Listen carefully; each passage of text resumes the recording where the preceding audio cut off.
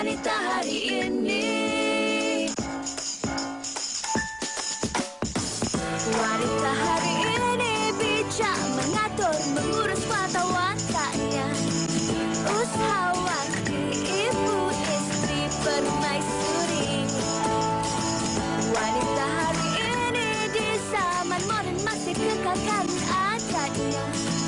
Dihormati, disayangi, disanjungi.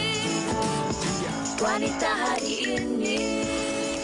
Assalamualaikum warahmatullahi wabarakatuh. Selamat tengah hari Khamis 30 April 12 tengah hari terus kembali bersama dengan kami di Wanita Hari Ini. Dan hari ini cukup betul saya diapit oleh Rina Hazrina dan juga Fatin Hamimah Yusof. Rasa lama sangat tak bersiaran dengan Farin Ahmad. Kali pertama Fatin dipertemukan dengan Farin dalam set lah. Okey, ini sebenarnya yang kami nak kongsikan kepada anda. Kita hari ini dah masuk pun hari Khamis yang pastinya perkongsian hari ini nak memberi fokus terhadap sudut perubatan bagi mereka yang mungkin berpuasa dalam kondisi kesihatan yang kurang baik. Yang ini yang kita nak bawakan sebenarnya. Sebab kalau kita tahu di bulan Ramadan ni banyak sebenarnya menu juadah yang kita teringin, yang sebenarnya kita tunggu untuk Ramadan je ada menu itu.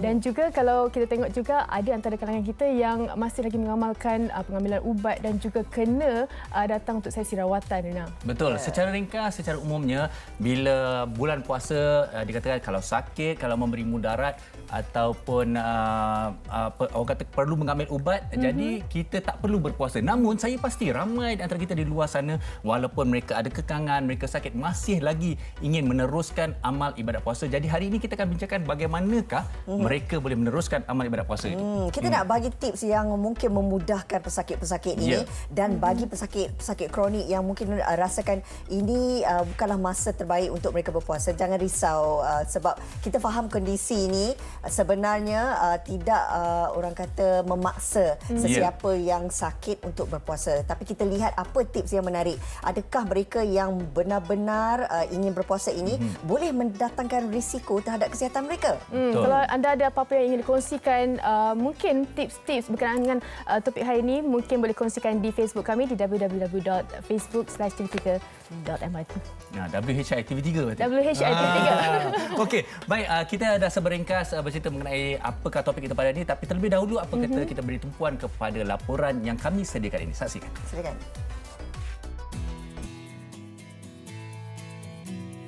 Kehadiran Ramadan sudah tentu mempengaruhi rutin kehidupan bagi mereka yang bergantung kepada ubat-ubatan akibat penyakit.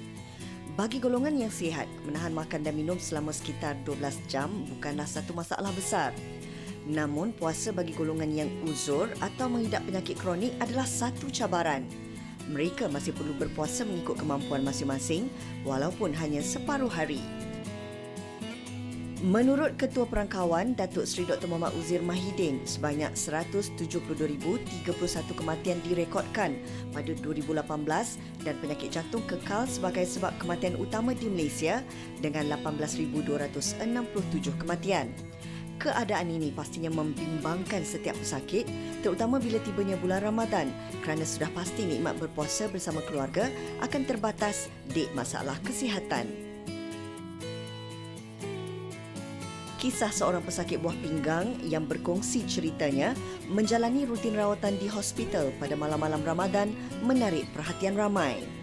Pengalaman bekas pengetua sekolah yang sanggup menukar jadual dialisis yang biasa dilakukan pada pukul 9 pagi kepada 11 malam kerana ingin menjalankan ibadah puasa pada siang hari. Rutin ini telah dilaluinya sebanyak 13 kali sepanjang Ramadan.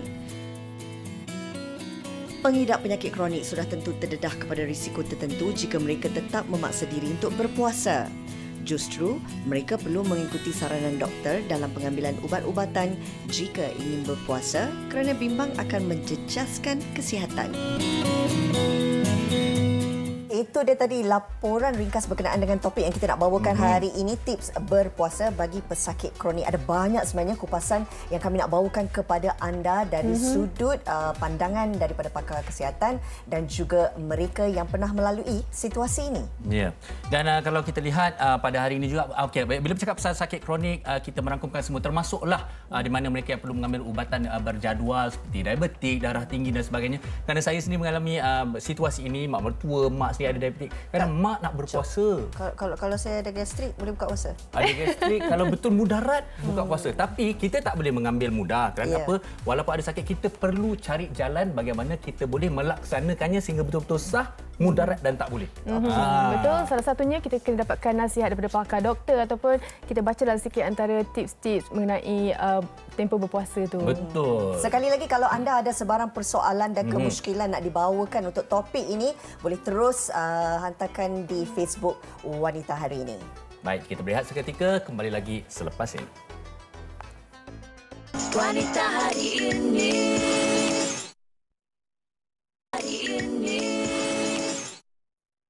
Bertemu kembali dalam Wanita Hari ini seperti yang kami wawarkan di awal siaran tadi mengenai topik kita hari ini, Fahrin, iaitu tips berpuasa bagi pesakit kronik. Ya, memang benar sekarang anda sedang menyaksikan Wanita Hari Ini, bukan buletin utama ya. Betul. Jadi teruskan bersama dengan kami. Okey. Baik, tips berpuasa bagi pesakit kronik. Dan sebentar saja lagi kita akan meneramah seorang pakar perunikanan dari Jabatan Perubatan Rawatan Utama Fakulti Perubatan Universiti Malaya yang sekarang ini sudah pun bersedia di talian. Baik, kita bersama dengan Profesor Dr. Sajaratul Nisah Osman. Assalamualaikum, Doktor. Assalamualaikum. Waalaikumsalam. Wah, Apa khabar? Baik, ceria nampak, alhamdulillah. Doktor. Okey, baik Doktor. Mengenai penyakit kronik dan orang yang perlu mengambil ubatan secara berjadual ni, bagaimana, apakah nasihat secara umum dan ringkas terlebih dahulu sebagai soalan pembuka ini untuk mereka berpuasa dan bolehkah mereka berpuasa? Assalamualaikum semua. Pertama kali sebagai pengamal perubatan, nasihat saya adalah berpuasalah jika ia tidak memudaratkan. Kerana ada dalam beberapa keadaan di mana jika berpuasa akan lebih memudaratkan pesakit. Dan kita tahu bahawa dalam agama kita diberi kelonggaran dalam beberapa keadaan supaya pesakit tidak perlu berpuasa. Maka mereka bolehlah ganti di hari kemudian bila dah sihat, ataupun jika seumur hidup tak boleh ganti itu, maknanya mereka boleh menggantikannya dengan fidyah. Jadi jangan paksa diri jika tidak boleh berpuasa. Itu nasihat saya. Okey, Doktor, kita nak tahu juga antara tadi ada menyebut mengenai memudaratkan diri sebenarnya. Jadi apa antara risiko-risiko yang sebenarnya mungkin dihadapi oleh pesakit kronik ni jika mereka tidak mengawal pemakanan mereka? Kalau dari sudut risiko tu, kita kena tengok jenis apa penyakit kronik ni. Yang kerap ada dekat Malaysia ni adalah penyakit kencing manis, darah tinggi, penyakit jantung, buah pinggang. Okey, saya ambil contoh dari sudut penyakit kencing manis. Okey, kita tahu bila kita berpuasa, setelah 8 jam kita tidak minum air ataupun makan, badan kita akan menggunakan simpanan gula yang ada dalam badan. Di sini ada masalah kalau kencing manis yang menggunakan insulin ataupun yang mengambil ubatan yang mengurangkan gula, iaitu seperti Damicron, Dionil. Jadi di sini mereka terdedah kepada keadaan di mana paras gula di dalam badan adalah rendah dan boleh menyebabkan risiko kematian. Itu yang paling teruknya lah. Dari segi buah pinggang pula, buah pinggang di tahap 3 dan ke atas, mereka bila berpuasa tu, bila kurang air dalam badan tu, dia tidak bagus untuk fungsi buah pinggang. Dan bila mereka pula buka puasa, kita minum banyak air tu, bila terlebih air, bebanan terhadap buah pinggang tu akan memudaratkan. Dan ada kes kematian lebih tinggi bagi pesakit buah pinggang yang mempunyai penyakit komorbid yang lain seperti sakit jantung ataupun kencing manis semasa berpuasa. Jadi risiko ni tinggi. Dari segi darah tinggi pula, kita tahu bila kita berpuasa, pengambilan makanan, waktu makan berubah.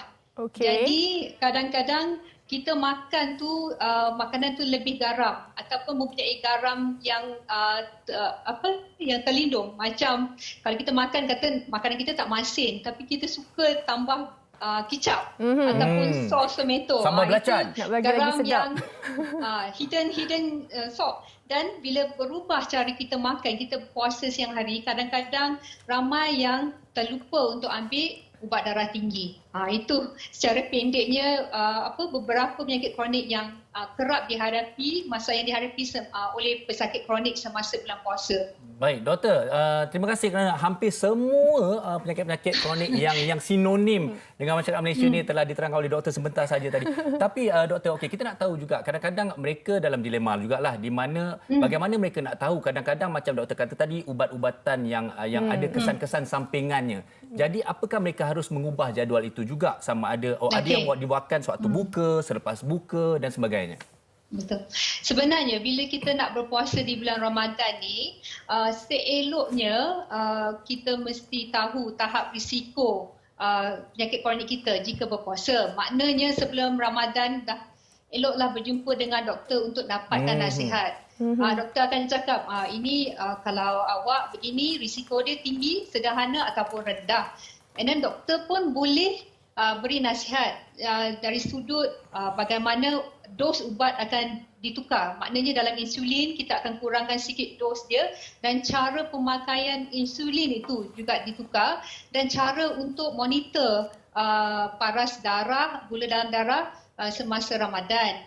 Tapi bila dah dapat nasihat doktor tu, eloklah kita mengikut saranan doktor sebab ramai yang berkeras nak berpuasa juga walaupun mereka tidak diberi kelonggaran untuk tidak berpuasa. Okey. Dan lepas itu kita lupa tahu macam Syakban tu adalah waktu yang sesuai untuk kita test dulu puasa. Maknanya latih. kita buat puasa sunat dan kita tengok macam mana keadaan kita. Macam tu. Jadi preparation sebelum bulan puasa. Tapi sekarang kita dah hari keberapa? Dah seminggu lebih berpuasa. Jadi jika ada tanda-tanda tidak cukup gula dalam darah, maknanya pening-pening, menggeletar, degup jantung berdebar, maknanya ada something wrong. Jumpa doktor, dapatkan nasihat. Masih tidak terlewat, saya tahu ini MCO kan susah nak jumpa doktor, tapi elok dapatkan nasihat doktor jika mahu berpuasa dan juga beritahu kepada ahli keluarga jika anda berpuasa. Manalah tahu kan tiba-tiba kita hypo dan terus pengsan, keluarga tak tahu. Betul juga kita ada masalah tu. Okey. Doktor, nak tahu juga sebenarnya kalau bercakap mengenai kengkangan dalam bulan puasa untuk mereka yang pesakit kronik ni, tapi sebenarnya ada hikmah juga mungkin boleh cegah pesakit kronik ni dengan kita berpuasa. Mungkin doktor boleh kongsikan? Betul, ada banyak bukti saintifik yang mengatakan puasa ini bagus. Sebab itulah di negara barat mereka telah mempraktikkan intermittent fasting. Okey. Kerana apabila berpuasa itu kawalan paras gula itu akan lebih teratur bagi siapa yang tidak punya penyakit. Maknanya insulin resistant akan kurang, jadi bagus kawalan gula kita. Dari sudut tekanan darah kita terkawal, kolesterol pun akan terkawal dan dari sudut jumlah kalori kita ambil pun kurang dari biasa. Jadi berat badan pun akan lebih bagus dan dari sudut berpuasa mengurangkan radangan. Jadi dalam yang ada dalam badan kita. Jadi kalau ikutkan berpuasa ni banyak hikmah dia. Maknanya bukan saja dari penyakit kronik tapi juga bagus untuk melambatkan penuaan di dalam badan kita. Menarik. Okey, kena inilah berpuasa sebenarnya. Okey doktor, mungkin doktor boleh berkongsi kita pesanan akhir kepada mereka yang ada pesakit kronik di luar sana untuk terus berpuasa, nasihat secara umumnya dan juga mungkin sedikit mengenai yang sinonim dengan bulan puasa ni, orang-orang yang selalu kata gastrik ni doktor. Macam mana? Silakan. Gastrik tu bukan penyakit kronik tapi setengah orang dia ada peptic ulcer disease yang kronik. Tapi maknanya ada ubat yang boleh kita beri untuk kurangkan asid di dalam badan. Jadi boleh ada dapat ubat tu boleh puasa insya-Allah dan kurangkan makanan yang banyak asidik, pedas Kurangkan makanan yang mempunyai kafein, dan paling penting sekali jangan merokok dan jangan mengambil ubat-ubatan seperti ubat tahan sakit atau steroid yang boleh menyebabkan peptic ulcer. Yang lain, tips yang untuk berpuasa untuk pesakit kronik, nombor 1, mesti tahu tahap risiko kita jika kita berpuasa. Ini boleh berbincang dengan doktor. Baik. Dan bila doktor bagi nasihat, cubalah ikut nasihat doktor. Dan jika memang tak boleh berpuasa, jangan risau. Jangan paksa diri kerana agama membenarkan dan memberi kita kelonggaran dari sudut itu.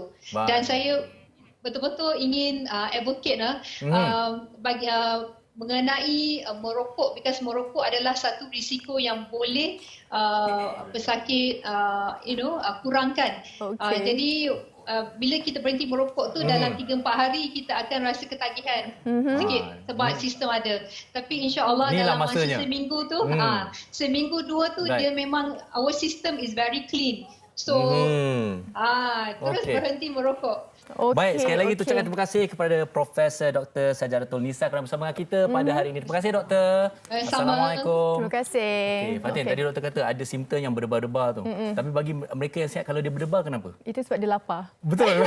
Pandai betul. Okey, baik, seterusnya kita akan bersama dengan seorang bekas pesakit buah pinggang. Kita serahkan kepada Rina Kawan kita untuk kat bersama sana. dengan beliau. Silakan.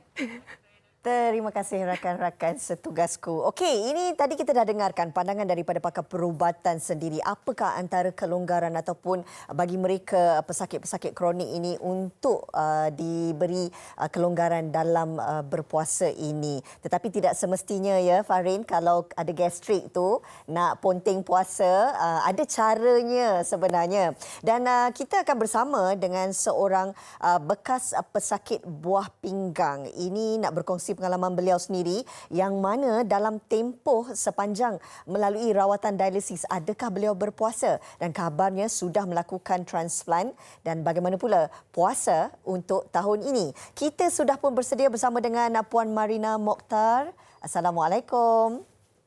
Waalaikumsalam. Apa khabar Puan Marina? Alhamdulillah. Okey, baik. Saya difahamkan Puan Marina di awal Januari lalu telah melalui proses transplant kan? Ya, saya. Jadi keadaan situasi hari ini bagaimana? Adakah sudah boleh berpuasa ataupun masih lagi dalam rawatan? Untuk pesakit transplant yang baru melakukan pembinaan buah pinggang, memang kita orang tak dibenarkan lagi lah untuk berpuasa.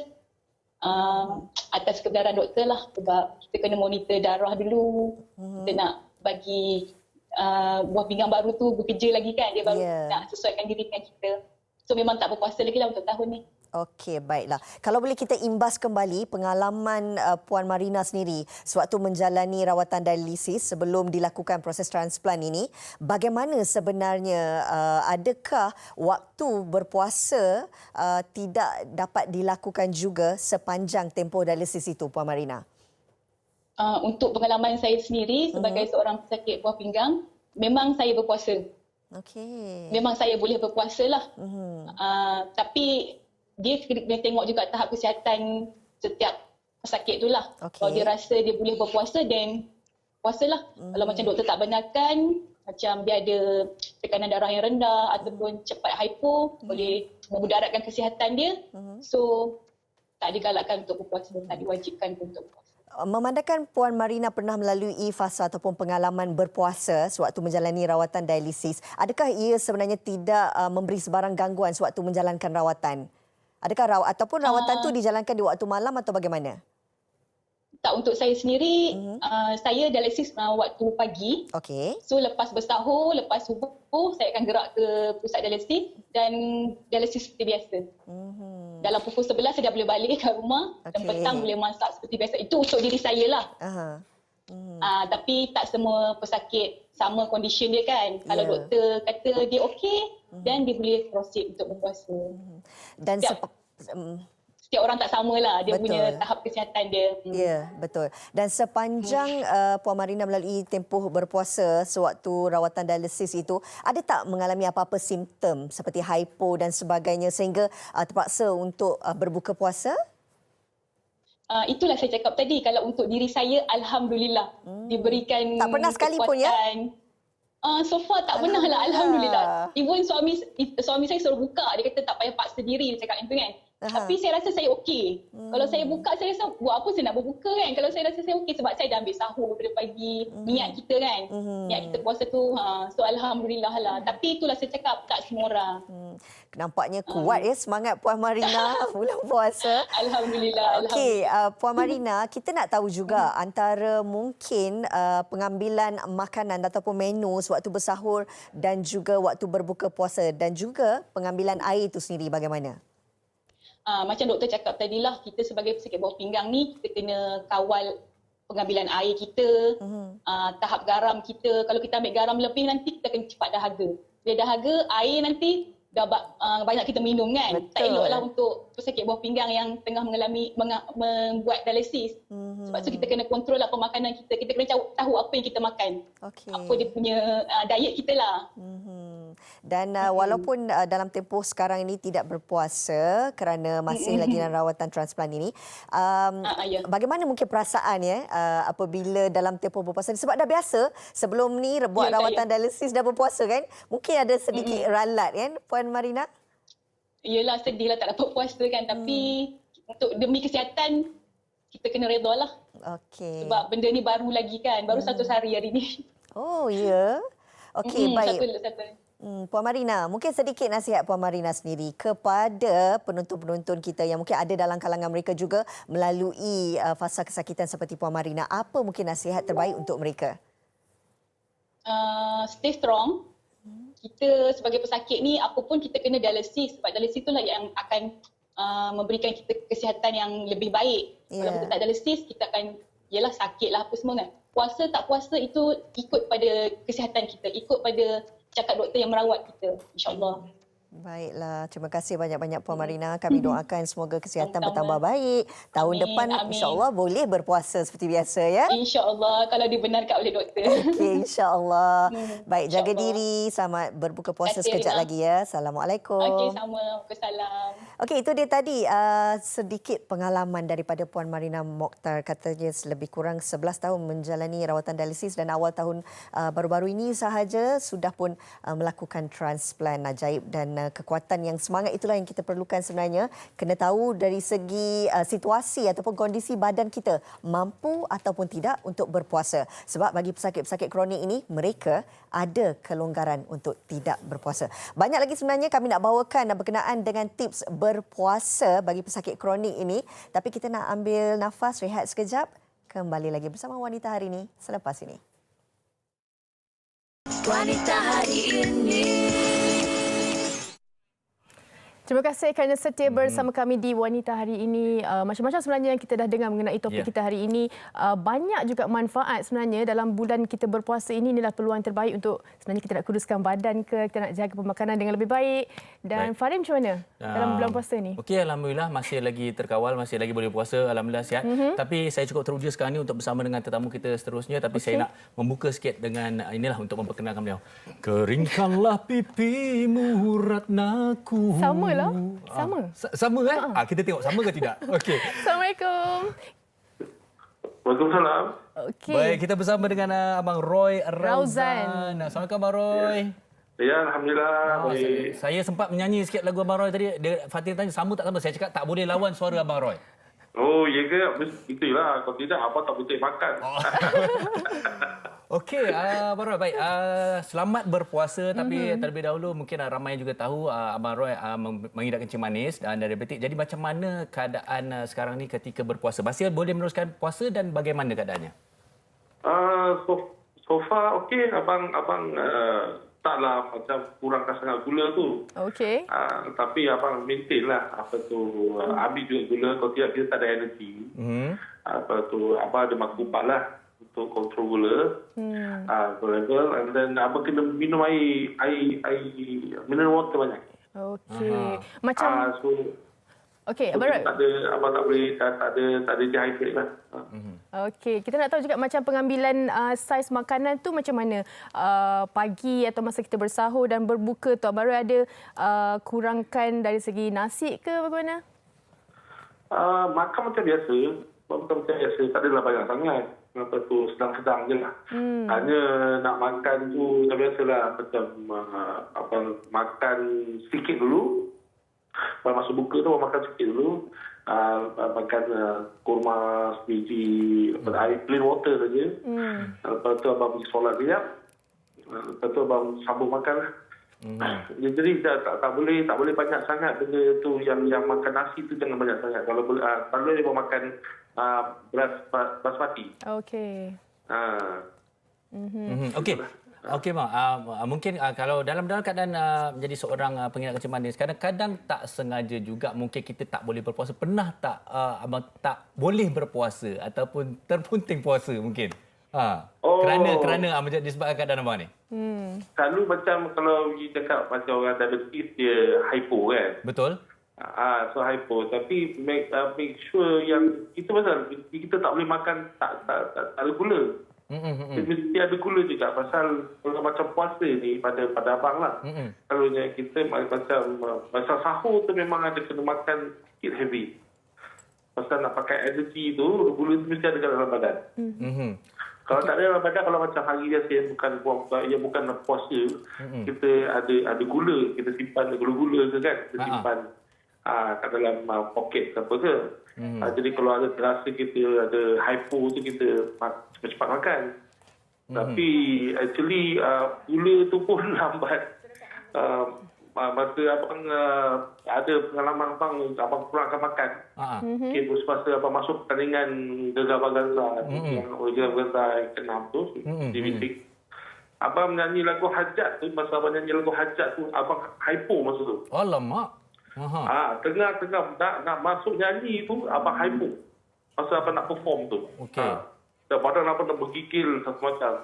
Tapi alhamdulillah lah abang go through jugalah lagu nyanyi lagu buat performance tu. Kita tak boleh tak ada guna dalam badan. Betul, kena standby je. Baru kalau nak tahu juga macam dekat rumah kan, family, ialah kita buka puasa sama-sama dengan family. Macam mana agaknya sokongan family dalam menjaga pemakanan Abang Roy sendiri? Mungkin ada khusus menu untuk Abang Roy? Abang sebenarnya tak ada not too very strict lah pada pemakanan. Tak very strict. Betul. Abang ambil makan macam ada masa ada bergula sikit ke. Abang makan juga tapi dengan portion yang sikit. Jadi macam kalau ada roti canai kan gula dia banyak konten kan. Betul. Maksud uli tu ada campur gula. So kalau dalam roti canai tu mungkin abang rasa nak makan, abang makan separuh roti canai tu. Dia sebenarnya jangan berlebihan lah abang Ya. Okey bang. Baik. Orang kata makan seimbang lah. Bila saya dengar daripada abang cerita ni, maksudnya alhamdulillah abang dapat melakukan ibadah puasa dan sebagainya dan tengok pun sihat. Jadi saya ucapkan tahniah, semoga dapat meneruskan ibadah puasa dengan baik dalam keadaan yang sihat Abang Roy. Jadi teruskan menjaga kesihatan anda dan selamat berpuasa. Di ujung nanti kita akan mainkan satu lagu Abang Roy. Teruskan bersama dengan kami bang Okey. Assalamualaikum. Terima kasih. Terima kasih Abang Roy. Terima kasih. Itu dia tadi antara perkongsian Abang Roy, salah seorang daripada pesakit diabetes sebenarnya. Tapi okey sebab Abang Roy boleh jaga pemakanan dia masih lagi okey, masih lagi tak ada masalah. Tak ada masalah. Belum berbuka puasa pun puasa lagi. Okey, tapi lepas ini cukup menarik juga kerana bersama dengan kita nak tahu tips apa kita nak makan, apa yang kita boleh buka, terutamanya ketika bersahur nak tahan satu hari itu. Silakan Rina. Terima kasih Farin dan juga Fatin. Ini dia kami nak bawakan kepada anda. Kita dah lihat apa agaknya yang perlu dilakukan bagi mereka yang nak berpuasa walaupun sakit. Tapi hari ini kami juga nak kongsikan antara menu makanan yang sesuai untuk bersahur dan juga berbuka nanti. Kita nak bersama dengan Puan Nurliana Naharudin, Pegawai Dietetik Universiti Putra Malaysia. Hello. Assalamualaikum. Hello. Waalaikumsalam. Sihat Puan Nurliana? Sihat. Dina apa khabar? Khabar baik, sihat. Alhamdulillah. Kat belakang tu kita nampak dah ya, macam piramid makanan pun ada. Okey, Puan Liana, berbalik kepada topik yang kita nak bincangkan ini. Kalau kita lihat, sewaktu berpuasa, setiap daripada kita ini akan mengubah corak pemakanan mereka. Dan termasuklah bagi pesakit sendiri. Bagaimana mungkin ianya boleh mempengaruhi bagi seseorang individu itu apabila corak makanan itu dah berubah? Okey, baik. Kalau kita bercakap tentang penyakit kronik ni biasanya yang sinonim dengan pemakanan adalah sakit diabetik, sakit darah tinggi Jadi sekarang ni apa yang kita tengok, corak pemakanan di bulan puasa tu mungkin akan berubah sedikit lah. Saya suka nak kongsikan satu kajian yang dijalankan di dalam negara kita sendiri di kawasan Lembah Kelang, di mana kaji selidik ni menunjukkan di bulan puasa ni makanan yang lebih kerap diambil oleh pesakit-pesakit dialisis contohnya adalah kurma, kuih muih, pengat pisang, air jus. Jadi ini yang kita nampak dia berubah berbanding sebelum ini. Sebelum ni kita tak adalah makan kuih tu setiap hari kan. Tapi ini yang hampir setiap hari. Jadi itu yang kita nampak perubahan tu agak ketara, which kita kena tengok kondisi pesakit tu dan adakah dia boleh makan makanan tersebut. Tapi Puan Liana, kadang-kadang ada juga pesakit yang memangnya diberi kelonggaran untuk mereka tidak berpuasa. Tapi bagi yang merasakan bahawa mereka ada kemampuan untuk berpuasa walaupun keadaan tidak mengizinkan, apa agaknya tips-tips pemakanan yang sesuai untuk pesakit-pesakit ini? Okey, pertamanya memang kalau mereka tekad untuk berpuasa kalau mereka tekad untuk berpuasa, mereka perlu mendapatkan khidmat nasihat daripada doktor dan juga pegawai dietetik seperti kami. Kami boleh bagi guide dari segi apa makanan yang boleh diambil, apa makanan yang perlu dikawal. Contohnya kalau pesakit diabetik, apa tips yang saya boleh katakan semasa berpuasa mereka ada risiko untuk mengalami gula rendah, hypoglycemic, dan juga hyperglycemic, gula tinggi. Jadi ini yang dikatakan pemakanan mereka tu perlu melihat kepada jumlah karbohidrat. Makanan karbohidrat kita tahu kan Rina, macam nasi, roti. Jadi berapa banyak yang diambil waktu sahur, berapa banyak yang diambil waktu dia berbuka. Jadi ini yang kita akan sarankan 4 tips untuk pesakit-pesakit diabetik. Contoh kita kata pertamanya perlu tahu waktu makan dengan tepat. Sahur adalah wajib untuk pesakit diabetik. Sebab kita nak simpan tenaga supaya tak terjadinya gula rendah tadi di tengah-tengah waktu berpuasa. Kemudian kita perlu pastikan jumlah karbohidrat tu tak terlalu banyak dan jenis karbohidrat yang diambil itu bukan yang dalam kategori yang tinggi gula, ada tambahan gula, jadi terlalu membumbung ke makanan tu. Itu yang kita perlu lihat kepada pesakit diabetes. Kalau dialisis pula Dina, yang dialisis ni sebenarnya agak kritikal juga. Jadi saya nasihatkan sebelum bulan puasa lagi mereka perlu bersiap sedia merancang dari segi apa makanan yang perlu mereka ambil semasa berbuka, makan sahur. Contohnya pesakit dialisis Lina, kalau kita tengokkan pengambilan yang saya cakap tadi tu lebih kerap di bulan puasa adalah kurma kan? Betul. Jadi kurma ni dalam kategori makanan yang tinggi potasium. Jadi ada pesakit diabetes, potasium dia selalu tinggi, potasium darah dia. Jadi di sini mereka tidak dibenarkan untuk mengambil kurma dalam kuantiti yang kerap dan banyak. Memadai lebih kurang dalam satu biji kurma semasa berbuka. Puan Liana, kalau diikutkan tadi Puan Liana ada menyentuh sebelum berpuasa patutnya pesakit-pesakit ini dah tahu dah nak merancang apa menu yang sesuai untuk mereka makan sewaktu bersahur dan juga berbuka. Dari cadangan Puan Liana sendiri, ada tak antara contoh-contoh menu sihat yang sesuai untuk mereka? Okey, pesakit diabetes kita sarankan dari segi jumlah tadilah. Jadi apa-apa makanan yang tidak tinggi gula sebenarnya tak ada masalah untuk pesakit diabetes. Cuma mereka perlu lihat jumlah nasi mereka makan semasa berbuka, jumlah nasi yang mereka makan semasa sahur. Selalunya kita sarankan lebih kurang 1,5 genggam atau 2 genggam saja lebih kurang. Jadi itu yang perlu dilihat untuk pesakit diabetes. Jadi pesakit diabetes ni kadang-kadang kuih-kuih manis tu kena tengok. Kalau yang terlalu itu cabaran manis, sebenarnya. yang itu Betul. Selalunya kita akan sarankan kuih-kuih yang pedas lah, popia ke macam tu. Ya. Jadi itu untuk pesakit diabetes. Dia lebih kepada karbohidrat. Tapi kalau dialisis, contohnya dia kena sekat dia punya potasium, fosfat. Selalunya makanan-makanan, contoh jenis-jenis sayur yang kita selalu kata untuk kita masak air makan dengan nasi tu, sayur dia kebanyakan yang hijau tu lebih tinggi potasium daripada yang bukan hijau. Jadi kita akan sarankan sayur-sayur macam tauge, timun, ya. Kalau mereka nak makan juga yang hijau, mereka boleh makan, cuma mereka perlu potong kecil-kecil dan direndam terlebih dahulu sebelum dimasak. Jadi itu antara tips-tips yang kita selalu beri kepada pesakit-pesakit yang ingin berpuasa. Baik, saya kira jelas hari ini apa yang diterangkan oleh Puan Nurliana. Mudah-mudahan memberi manfaat kepada pesakit-pesakit kita di luar sana. Apapun, terima kasih Puan Nurliana Naharudin berkongsi dengan kami. Selamat berpuasa ya. Selamat puasa, Ina. Assalamualaikum. Waalaikumsalam. Itu dia tadi Puan Nurliana Naharudin, Pegawai Dietetik Universiti Putra Malaysia. Dan pastinya kalau dilihat tak ada masalah untuk mereka yang merasa kemampuan diri itu kuat untuk mereka berpuasa, asalkan mendapat kebenaran ataupun saranan daripada doktor sendiri, dan yang pastinya juga tahu antara menu-menu yang boleh diambil dan juga yang tidak sesuai untuk mereka bersahur dan juga berbuka puasa. Baik, itu dia tadi secara rumusannya berkenaan dengan topik kita, tips berpuasa untuk pesakit-pesakit kronik ini. Dan sebenarnya kita nak meredakan sedikit daripada sudut kita nak buat bagi satu hiburan kepada anda, yang mana kalau anda dengarkan lagu ini pastinya rasa terbuai dan penuh keberkatan rasa dalam bulan Ramadan ini. Apakah lagunya? Ini dia, kami nak bawakan lagu Khairul dan kumpulan Intim, Setanggi Syurga. Anda saksikan.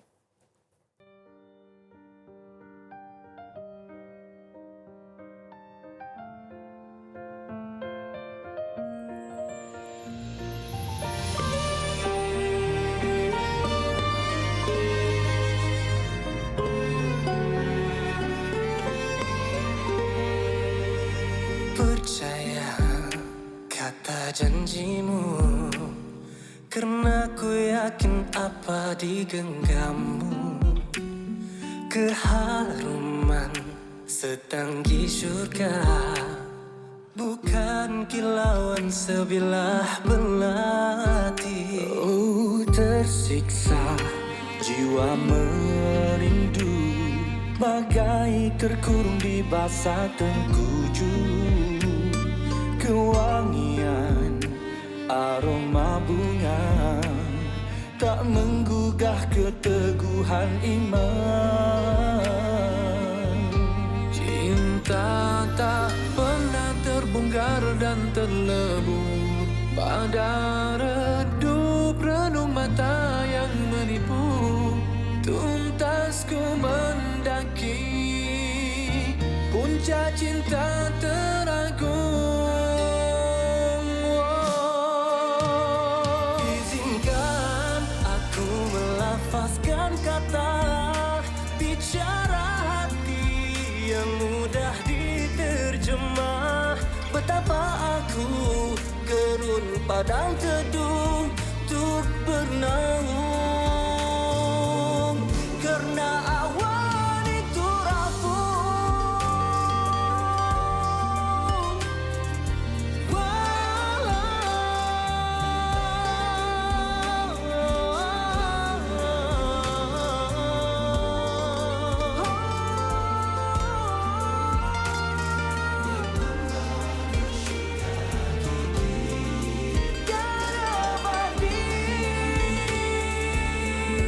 Dendam tak merak menyala dan membakar oleh putih salju yang berguguran. Karena dosa itu lebih hitam dan kelam. Izinkan aku melafazkan kata bicara hati yang mudah diterjemah. Betapa aku gerun pada teduh untuk berenang. Ku hanya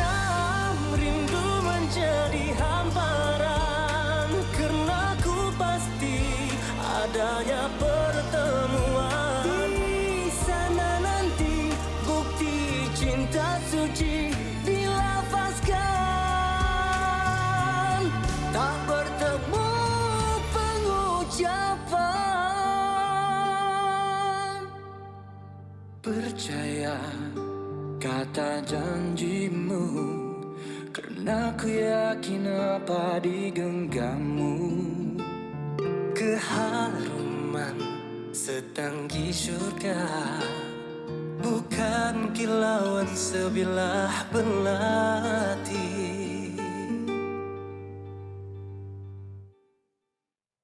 Baik, itu dia lagu Setanggi Syurga yang pernah popular suatu masa dahulu, kerana dinyanyikan semula oleh Intim, tapi kali ini kolaborasinya dengan Kaiba, satu lagu yang cukup popular kini dinyanyikan kembali, terus mendapat sambutan hangat.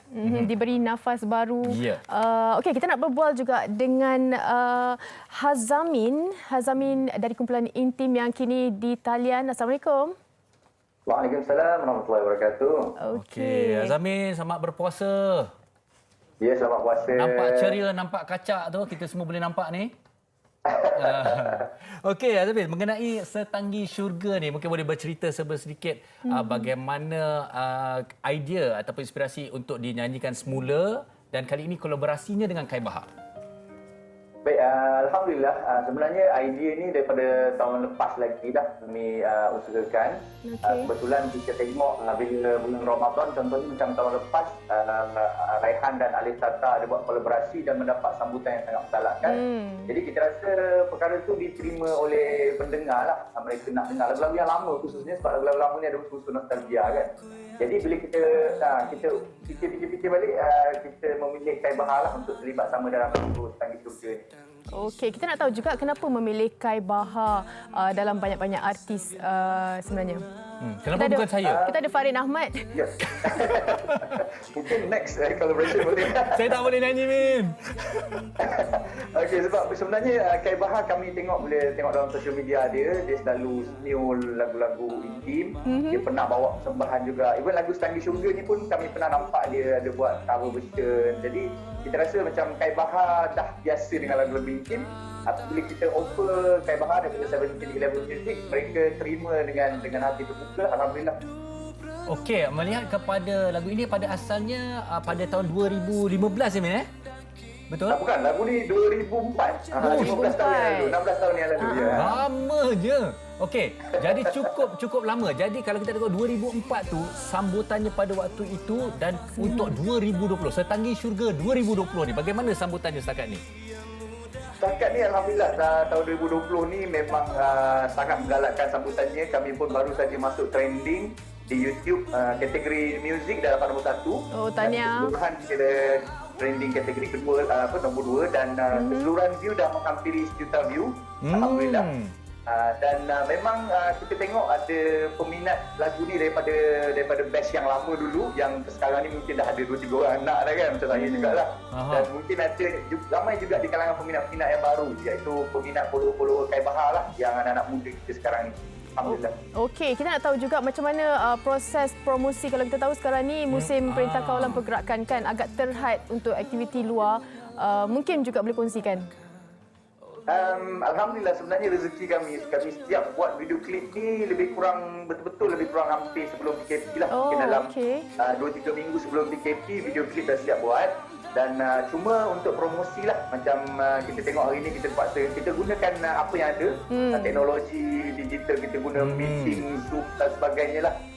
Apa saja kaedah yang ada kita gunakan untuk promosi, untuk interview radio dan juga TV lah. Alhamdulillah. Baik, Zamin, kalau kita melihat liriknya cukup puitis, mungkin boleh dikongsikan secara ringkas apakah kisah Setanggi Syurga ini kepada para penonton wanita hari ini? Okey, memang Setanggi Syurga ni waktu kami mula-mula dapat pun tahun 2004 dulu, memang kami pun sendiri tak faham apa maksud dia. Even ada yang komen pun dia kata mengaku je lah, ada 5-6 perkataan yang korang tak tahu apa maksud dalam lagu ni. Memang banyak menggunakan perkataan-perkataan yang agak puitis. Sebenarnya lagu ni berkaitan dengan syurga, keindahan syurga lah. Setanggi itu ialah maksudnya haruman, bauan yang dibakar kan, macam kita pakai incense ataupun wangi-wangian kat kubur. Jadi haruman syurga tu, maknanya syurga ni kita nak dapat wangi dia tu, kita kena bakar dulu. Maksudnya kena ada ujian, kena ada kepayahan yang kita perlu lalui, baru kita dapat keharuman syurga. Lebih kurang begitu. Okey, mungkin juga peminat Intim, peminat Kaibahan nak tahu macam mana nak berkomunikasi dengan Intim mengenai lagu baru ni, mungkin ada platform yang ingin dikongsikan. Okey, baik. Boleh teruskan menonton di YouTube lah terutamanya. YouTube 1711 Music. Dan teruskan komen kat situ, share kat situ. Kita nak teruskan dia punya trending dia punya sebaran lagu ni. Dan selain daripada tu, di semua platform muzik yang digital yang ada, Spotify, Deezer, KKBox dan sebagainya lah. Joox semua kan. Dan teruskan, kita sekarang ni ada buat challenge juga. Dia bagi challenge Tu Anyam. Tu Anyam sebab dalam lagu tu ada part Kaibahan dia. Tu Anyam. Jadi part tu dah jadi macam... Menarik. Mak, saya tak sempat nak berlatih kalau nak buat challenge tu sekarang ni. Tak apa, insyaAllah saya cuba, Azamin. Cuba ya. Boleh. Baik, sekali lagi kita ucapkan terima kasih kepada Hazamin dari kumpulan Intim untuk kumpulan Intim dan juga untuk lagu baru bersama dengan Kabar. Terima kasih sekali lagi, selamat berpuasa Hazamin dan Intim. Assalamualaikum. InsyaAllah, terima kasih. Terima kasih.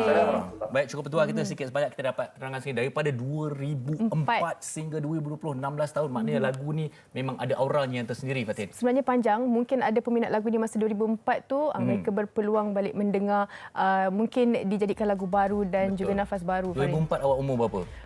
Saya form 5. Oh ya, lama makna dah lama sangat tu. Okey, baik, kita berehat seketika, kembali lagi selepas ini bersama Rina dan kami berdua. Jangan ke mana-mana. Wanita hari ini.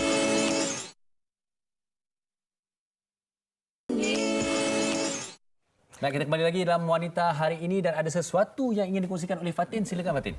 Berkenaan dengan tabung bantuan manusia COVID-19, iaitu orang ramai boleh menyumbang ke tabung ini melalui cek ataupun perbankan dalam talian atau deposit kepada Media Prima NSTP Humanitarian Fund di Maybank. Nombor akaunnya adalah 5141-0532-3170. Tak kiralah sama ada sumbangan anda kecil atau besar, semestinya sangat-sangat bermakna dan sumbangan anda pasti akan dikecualikan daripada cukai. Baik, nampaknya kita dah pun sampai ke penghujung siaran. Terima kasih kepada semua penonton Wanita Hari Ini.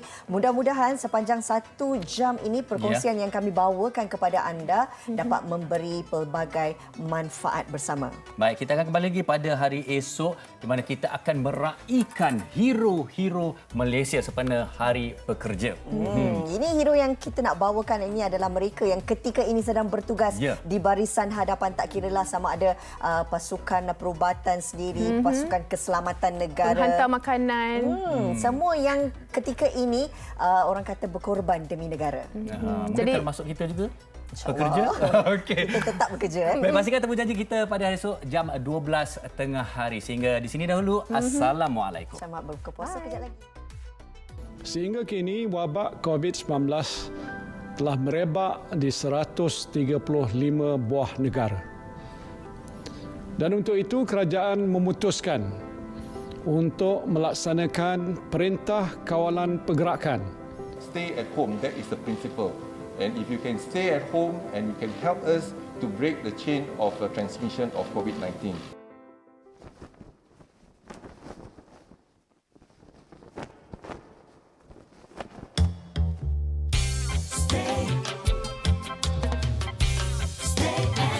Oh yeah. Stay at home. Stay at home.